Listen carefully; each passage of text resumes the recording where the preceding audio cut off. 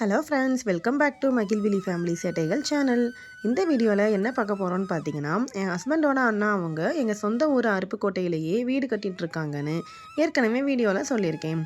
அந்த வீட்டோட பூமி பூஜை, நில வைக்கிற ஃபங்க்ஷன் வீடியோலாம் கூட ஆல்ரெடி நம்ம சேனலில் அப்லோட் பண்ணியிருக்கேன். வேணுங்கிறவங்க செக் பண்ணி பாருங்கள்.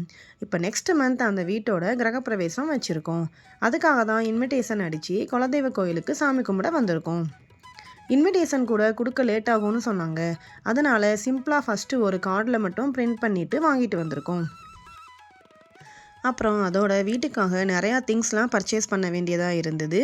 எங்களுக்கும் ட்ரெஸ் எல்லாருக்குமே எடுக்கணுங்கிறனால நாங்கள் போன வீக் ஊருக்கு போயிருந்தோம். ஊருக்கு போயிட்டு ஃபஸ்ட்டு குலதெய்வ கோயிலுக்கு தான் போயிருந்தோம். கோவிலுக்கு போய் ஃபஸ்ட்டு பூஜையை பண்ணிவிட்டு அப்புறம் எல்லா ஒர்க்கையும் ஸ்டார்ட் பண்ணலான்னு போயிட்டோம். எங்கள் அத்தை பூஜைக்கு தேவையான தேங்காய், பழம், பூ, மாலை, இன்விடேஷன், அப்புறம் சாமிக்கு சாரீ எடுத்திருந்தோம். எல்லாத்தையும் எடுத்து தட்டில் வச்சிட்டு இருந்தாங்க. தட்டில் சாக்லேட் வச்சதுமே பாப்பா 2 பேரும் எங்களுக்கு தான் வேணும்னு எடுக்க வந்துட்டாங்க. அப்புறம் அது உங்களுக்கு இல்லை சாமிக்குன்னு சொன்னதும் அவங்களே கொண்டு போய் சாமிக்கு கொடுத்துட்டு வந்துட்டாங்க. முந்தி நான் சின்ன குழந்தையா இருக்கும்போது ஏதாவது சொன்னால் வேணும்னு கேட்டு அடம்பிடிச்சு அழுவாங்க. ஆனால் இப்போ கொஞ்சம் வளர்ந்துட்டனால எல்லாத்தையும் புரிஞ்சுக்கிட்டு சரின்னு கேட்டுக்கிறாங்க. நாங்களும் எல்லா சாமிக்கும் பூ வச்சுட்டு விளக்கெல்லாம் ஏற்றிட்டு சாமி கும்பிட்டு முடிச்சுட்டு வீட்டுக்கு கிளம்பிட்டோம். எங்களோட குலதெய்வ கோவில் எங்கே இருக்குன்னா, அருப்புக்கோட்டையிலேருந்து பக்கத்தில் குள்ளூர் சந்தைன்னு ஒரு ஊர் இருக்குது. அந்த ஊரில் இருக்கிற சவுண்டம்மன் சாமி கோயில் தான் எங்களோட குலதெய்வ கோயில். சாமி கும்பிட்டு முடிச்சுட்டு வீட்டுக்கு வந்துட்டு திடீர்னு திருச்செந்தூர் போகலான்னு பிளான் பண்ணி அன்னைக்கு மதியமே கிளம்பிட்டோம். போகிற வழியிலேயே சத்யா ஹோட்டல்லையே லஞ்சு முடிச்சுட்டு ஈவினிங் ஒரு 5:30 இருக்கும் திருச்செந்தூர் ரீச் ஆகிட்டோம். நாங்கள் இந்த டைம் விசேஷம் எதுவும் இல்லாதனால க்ரௌட்லாம் இருக்காதுன்னு நினச்சிட்டு போனோம். ஆனால் அங்கே இப்போ நிறையா மாலை போட்ட ஐயப்ப பக்தர்கள் கூட்டம் தான் அதிகமாக இருந்தது. போனதுமே ஃபஸ்ட்டு காரை பார்க் பண்ணிவிட்டு கடலுக்கு தான் போயிருந்தோம். ஈவினிங் தான் போனனால இருட்டாகிரும்னு அதுக்கு முன்னாடியே பாப்பாவை கூட்டிகிட்டு போய் தண்ணியை கொண்டு போய் காட்டிடலான்னு போயிட்டோம். நம்ம பாப்பா கடலை பார்த்ததுமே ரொம்ப பயந்துட்டா. காலை மட்டும் அழுதுகிட்டே தண்ணியில் வச்சுட்டு போயிட்டா. போய் பீச் மண்ணில் தான் விளையாடிட்டு இருந்தா. புகழினி பாப்பா தான் எங்களோட தண்ணியில் ரொம்ப நேரம் நின்றுட்டு இருந்தா.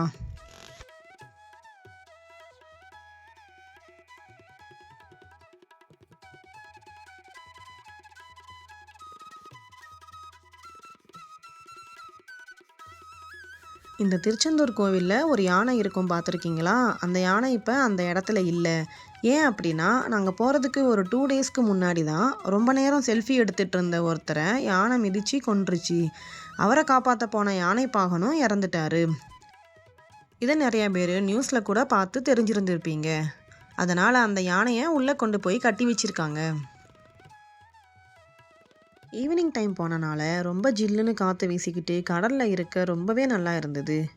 அங்கேருந்து போக மனசே இல்லை. அப்புறம் கொஞ்சம் நேரம் தண்ணியிலையே இருந்துட்டு அப்புறம் தான் கோயிலுக்கு போனோம். பொது தரிசனமில் போகலான்னு போய் பார்த்தோம். க்ரௌடு கொஞ்சம் அதிகமாகவே இருந்தது. அப்புறம் சிறப்பு தரிசனமில் 100 ருபீஸ்க்கு டிக்கெட் எடுத்துகிட்டு உள்ளே சாமியை பார்க்க போயிட்டோம். சாமியை நல்லபடியாக போய் பார்த்துட்டு நல்லா வேண்டிக்கிட்டு வந்துட்டோம். வெளியே வந்ததுமே மேலே ஒரு மயில் உட்காந்துட்டு இருந்தது. அப்போ கிளைமேட் லைட்டாக தூறல் விழ போகிற மாதிரி இருந்துச்சு. ஸோ இந்த மாதிரி மழை வர போகிற டைமில் தான் மயில் தோகை விரிச்சு ஆடும்னு நாங்களும் ரொம்ப நேரம் அதை பார்க்குறதுக்காக வெயிட் பண்ணிட்டு இருந்தோம். ஆனால் மயில் ஆடுற மாதிரியே தெரியலை. அப்புறம் லேட் ஆகிருச்சின்னு நாங்களும் கிளம்பிட்டோம்.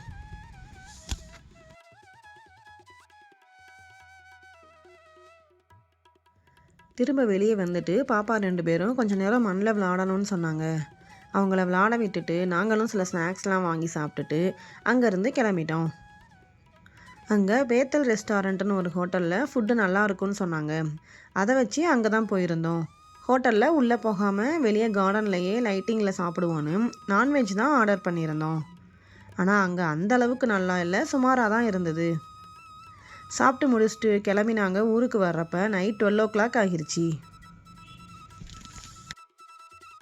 அப்புறம் மறுநாள் காலையிலேயே சீக்கிரமே எந்திரிச்சு ரெடியாகி மதுரையில் பர்ச்சேஸ் பண்ணுறதுக்காக வந்துட்டோம். ஃபஸ்ட்டு சரவணா ஸ்டோர் தான் வந்திருந்தோம். அங்கே போனால் வீட்டுக்கு தேவையான திங்ஸ் அப்புறம் ட்ரெஸ் எல்லாமே மொத்தமாக அங்கேயே எடுத்துடலாமேன்னு நினச்சி தான் போனோம்.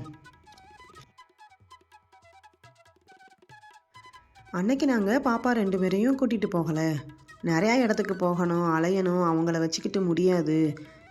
அது மட்டும் இல்லாமல் வர்றதுக்கும் லேட் ஆகிரும்னு ஊர்லேயே விட்டுட்டு தான் போனோம். போயிட்டு ஃபஸ்ட்டு வீட்டுக்கு தேவையான திங்ஸ் தான் பார்க்க போயிருந்தோம். Gas stove, fan, RO, fridge எல்லாமே பார்த்துட்ருந்தோம். கேஸ் ஸ்டவ்லாம் இப்போ 3-4 ஸ்டவ் இருக்கிறதுலையே அட்வான்ஸ்டாக நிறையா மாடலில் வந்திருக்கு. ஃபஸ்ட்டு வீட்டுக்கு அர்ஜெண்ட்டாக ஃபேன் தான் தேவைங்கிறனால 3 ஃபேன் மட்டும் வாங்கிட்டு மற்ற எல்லா திங்ஸுமே ரேட் எவ்வளோன்னு தெரிஞ்சுக்கிட்டு செலக்ட் மட்டும் பண்ணியிருக்கோம்.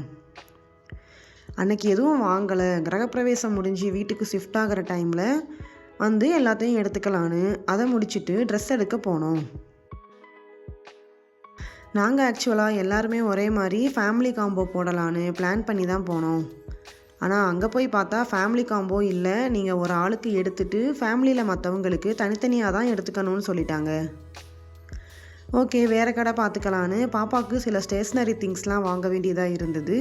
அதை மட்டும் வாங்கிட்டு அங்கேருந்து கிளம்பிட்டோம்.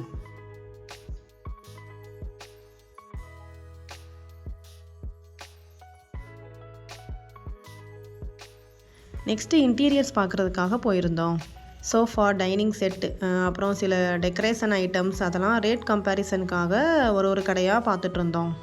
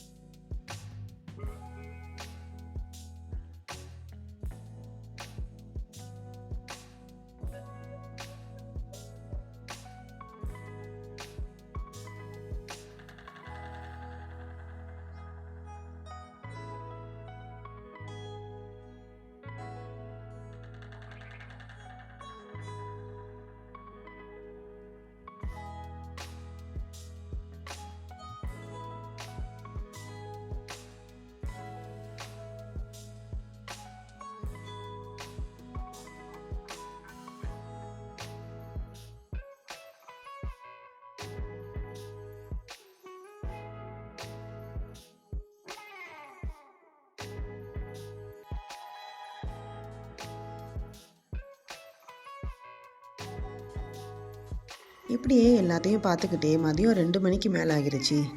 ஓகே, சாப்பிட்டுட்டு அப்புறம் போய் மற்ற எல்லாத்தையும் பார்க்கலாம்னு மதுரையில் குமார் மெஸ்ஸுக்கு தான் போயிருந்தோம். இது மாட்டுத்தாவணிக்கு ஆப்போசிட்டில் தான் இருக்குது. நாங்கள் சிக்கன் பிரியாணி, மட்டன் பிரியாணி, கோலா உருண்டை, ரைஸ், ஃபிஷ் குழம்பு இதெல்லாம் தான் வாங்கியிருந்தோம். டேஸ்ட் ரொம்பவே சூப்பராக இருந்தது. எனக்கு ரொம்ப நாள் கழித்து நல்ல பிரியாணி சாப்பிட்ற மாதிரி இருந்தது. பில் பார்த்திங்கன்னா 1700 வந்தது. ரொம்பவே ஒர்த்து தான்.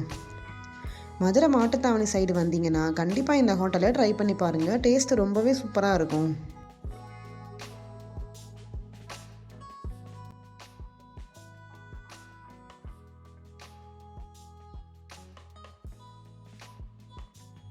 அடுத்து நாங்கள் போத்தீஸில் காம்போ ட்ரெஸ்ஸஸ் கிடைக்கிது அப்படின்னு சொன்னாங்க.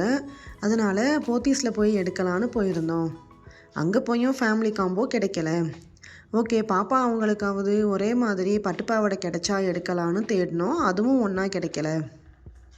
அப்புறம் ராஜ்மஹாலில் கால் பண்ணி கேட்டப்ப இருக்குன்னு சொல்லியிருந்தாங்க. ஓகே, லாஸ்ட்டாக அங்கே போய் எடுக்கலான்னு நாங்கள் வீட்டுக்காக ஸ்விட்ச் பார்க்குறதுக்காக வந்துட்டோம். அதுவும் நிறையா கடையில் மாற்றி மாற்றி போய் கேட்டு லாஸ்ட்டில் ஒரு கடையை செலக்ட் பண்ணி இன்டெல் ஐவோரி பிளாட்டினா அப்படின்ற மாடலில் தான் வாங்கியிருக்கோம்.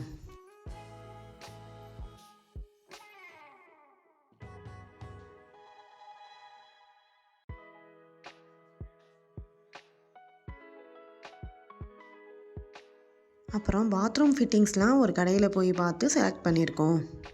வீட்டில் டோட்டலாக 5 ரூம்ஸ் இருக்குது. ஒரு 2 ரூமில் மட்டும் இப்போ எல்லா ஃபிட்டிங்ஸும் பண்ணிவிட்டு ரிமைனிங் எல்லா ரூம்லேயுமே கிரகப்பிரவேசம் முடிஞ்சப்பறம் எல்லாம் ஃபிட் பண்ணலாம்னு இப்போதைக்கு செலக்ட் பண்ணிவிட்டு மட்டும் வந்தாச்சு.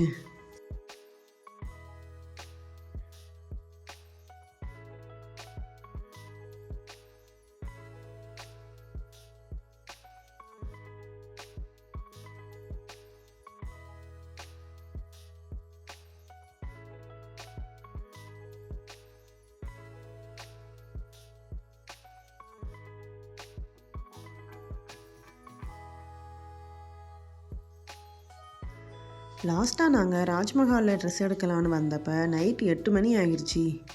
9 மணிக்கு கடை க்ளோஸ் பண்ணுவாங்கன்னு சொல்லிட்டாங்க. அதுக்குள்ளே எல்லாருக்கும் எடுக்கணுமேனு அவசரமாக பார்த்துட்டு இருந்தோம். அங்கே ஃபேமிலி காம்போவில் கிடச்சிது. ஹஸ்பண்ட் அண்ட் ஒய்ஃப்க்கு மட்டும் இருந்தது, கிட்ஸுக்கு தனியாக எடுத்துக்கணும்னு சொல்லிட்டாங்க. சரி ஓகே, அதை பார்க்கலான்னு பார்த்தப்ப குவாலிட்டி கொஞ்சம் கூட நல்லாவே இல்லை. அப்புறம் எங்களுக்கும் டைம் இல்லாமல் தனித்தனியாகவே எடுத்துக்கலான்னு முடிவு பண்ணி ஜென்ஸுக்கு பார்த்தோம். நிறையா கலரில் இருந்தது. ஃபஸ்ட்டு சாரீ செலக்ட் பண்ணிவிட்டு அதே கலரில் ஜென்ஸுக்கு எடுக்கலான்னு வந்துட்டோம். சில செட் சாரீலாம் கிடச்சிது, ஆனால் எங்களுக்கு பிடிக்கலை. லேடிஸ்க்கு சாரீ எடுக்கிறதுக்கு மட்டும் எவ்வளோ டைம் இருந்தாலும் பத்தாது. இப்படியே பார்த்து லாஸ்ட்டாக ஒரு சாரியை செலக்ட் பண்ணிட்டோம். அதே சாரியவே பாப்பாக்கும் பட்டுப்பாவோட ஸ்டிச் பண்ணிக்கலான்னு எடுத்துகிட்டு வந்திருக்கோம். சேம் கலர்லேயே கிடைச்சனால அதையே எடுக்கலான்னு எடுத்துட்டோம். என் ஹஸ்பண்ட் அப்புறம் அவங்க அண்ணாக்கு தான் எடுக்கிறதுக்கு டைமே இல்லாமல் அருப்புக்கோட்டையிலேயே எடுக்கலான்னு வந்துட்டோம். மதுரைக்கு பர்ச்சேஸ் பண்ணுறதுக்கு போனால் மட்டும் ஒரு நாள் ஃபுல்லாக இருந்தால் கூட பத்தாது. இன்னும் நிறையா திங்ஸ்லாம் பார்க்க வேண்டியதாக இருக்குது. கிரகப்பிரவேசம் முடிஞ்சதுக்கப்புறம் அப்புறம் இன்னொரு நாள் வந்து எல்லாம் பார்த்து வாங்கிக்கலாம் அப்படின்னு சொல்லி கிளம்பிட்டோம். அன்றைக்கும் நைட் நாங்கள் வர்றதுக்கு 11:30 ஆகிருச்சு. இதோட இந்த வீடியோ முடியுது. இந்த வீடியோ பிடிச்சிருந்தா நம்ம சேனலை லைக் பண்ணி சப்ஸ்கிரைப் பண்ணிடுங்க. நெக்ஸ்ட் கிரகப்பிரவேச வீடியோவில் பார்க்கலாம்.